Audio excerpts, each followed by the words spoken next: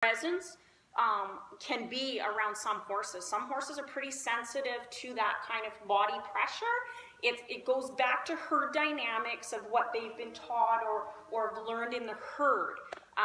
You know, when mama horse gets after them babies, you know, guess what? Or, you know, the pecking order, so to say. And you probably have seen it between Ruby and Spartan. You know, he gets cheeky, and you know, and she probably does, through body language, disciplines him or pushes him back out of her space and makes him mindful and again, respectful and obedient. You know, so going back to that, you know, he didn't want to be here. So round penning has taught him this is where he wanted to be. And as long as he was standing here, he wasn't having to exert and work his butt off out there. I don't work a horse to the point of exhausting them by running them around in endless circles. I do lots of change of direction.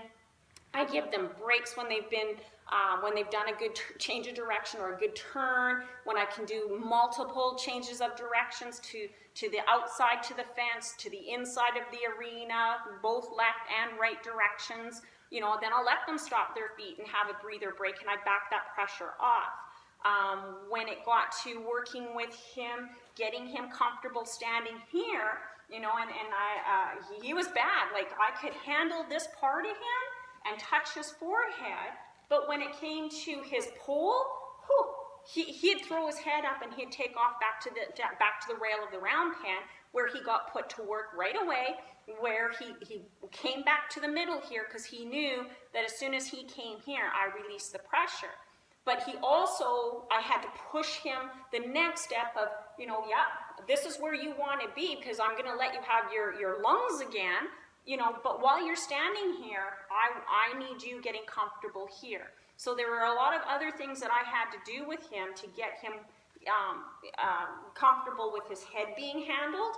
I didn't videotape any of that, and I wish I had, because there were many times, I was doing it over at Monica's place, there were many times that he did. He tried climbing over and through, you know, so I really had to, over the round pen, I should say, and I really had to be mindful of how much pressure I put on him. I had to get reading him really well and know when to back the pressure off, because you don't want to have an accident. It's your job to prevent the accidents and to see it before it even happens. But Monica she'd just be like, he ain't gonna get it, he needs a bullet in the head, and she'd walk off into the house. You know, so it was patience, and it was persistence, and it was being consistent and being repetitious, okay? You know, that he finally understood that it was okay. So every time I got to this point of him, and he would run off, he got worked, and until he came back to the middle of the arena, he came back to me, the area he left, he came back to, and we went right back into, hey, because this is less effort than him wanting to run around the round pen. You know, and from there, you know, I got him comfortable, you know, look at me, put your nose in the halter, right? You know, so I can kind of maybe demo that for you too. You know, so in the round pen, remember, he had nothing on him, you know, so I would present the halter. I mean, it even started off, good boy, it started off with the lariat, actually, because I needed something that was long enough that I could push him 30 feet away from me. You know, so I used the coiled up lead rope, or lariat. Said, you know what, put your own nose in here, right? What I did on one side, you know, I did definitely on the other side. Right, put your own nose in there, okay? So that's kind of where that leads to. And from there, once he got comfortable having the halter on, see, I'm bad, because what did I didn't do? I went to him, I didn't make him come to me, okay? I kind of cheated myself, which took away a training opportunity for him. So I'm just going to pull around here.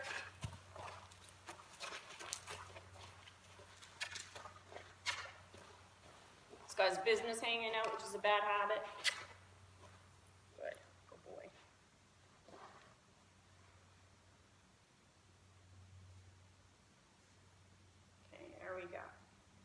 So once he got comfortable with the halter being on and off, and again, I did a million of these. You know, stick your nose in the halter, in the nose band, took it off, rewarded, walked away, did it again, okay? Because that all leads into my bridling.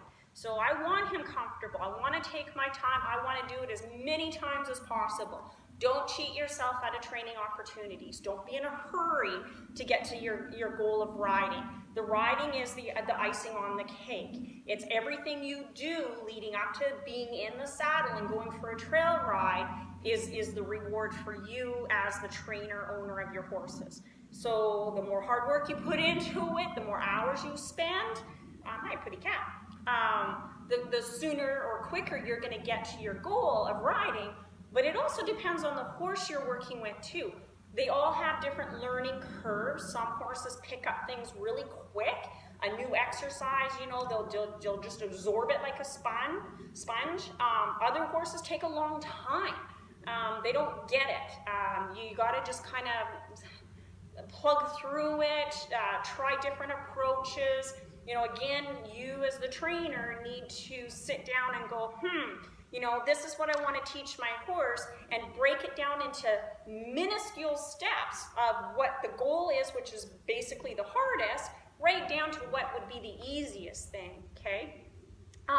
You know, so again, going back to round penning technique, you know, if a horse isn't even comfortable with my hands and my body space, my hands on its face, how can I expect to be able to walk up to my horse and actually have it be okay with me attaching something on its face, right? You know, so the horse, this is where we start, is with her hands and body, all right? You know, so from there, we teach gift to practice.